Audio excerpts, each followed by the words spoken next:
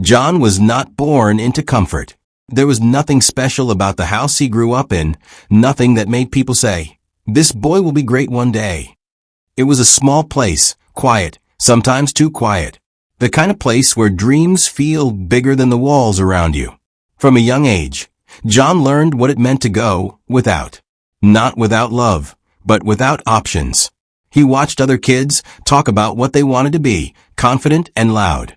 Doctors, business owners, famous people.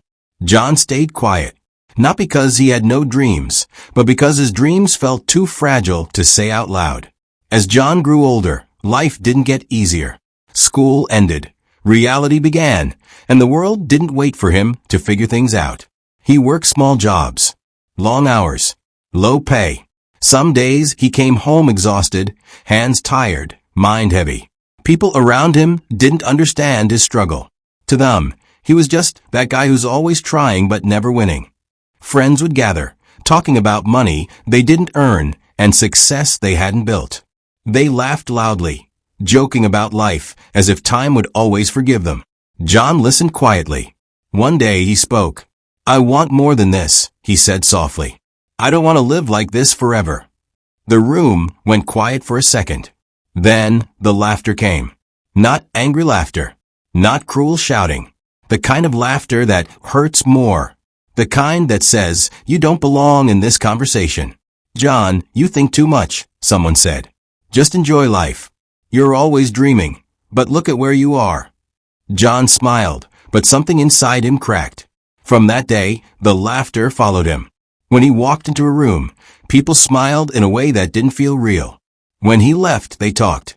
"Still struggling. He's always broke. He thinks he'll make it someday." John heard it all. And at night, when he lay in bed staring at the ceiling, their voices echoed louder than his own thoughts. There were nights he questioned himself. Maybe they're right. Maybe I'm aiming too high. Maybe this is all life has for me. Those thoughts scared him more than failure. One evening, after a long day, John sat alone outside. The sky was dark, the air quiet. He thought about his life so far. All the effort, all the waiting, all the laughter. And something shifted. He realized something painful, but freeing. People were laughing because they were comfortable where they were. They were afraid of trying and failing, so they mocked those who tried it all. John understood then. If he listened to them, he would stay exactly where he was. And he couldn't accept that. So John changed. Not overnight. Not loudly. He didn't announce anything. He didn't argue anymore. He stopped explaining his dreams to people who didn't respect them. He woke up earlier. He stayed up later. He learned when others slept. He saved when others spent. While people wasted time laughing at his situation, John invested in his future. Some days were brutal. There were mornings he woke up tired before the day even began. There were nights he doubted himself again. But this time, when doubt came, he worked harder instead of quitting. Months passed. Nothing dramatic happened. No sudden success. No applause. Just quiet improvement. John became disciplined, focused, patient. And patience taught him something powerful. Real change is slow. And that's why most people never see it coming.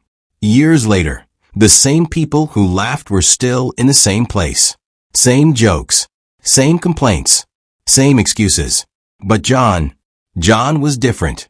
He walked differently. He spoke calmly. He carried himself with quiet confidence. People started noticing. "John, what are you doing now? How did you change? When did all this happen?" John smiled. Not because he wanted revenge, but because he remembered the pain of being laughed at.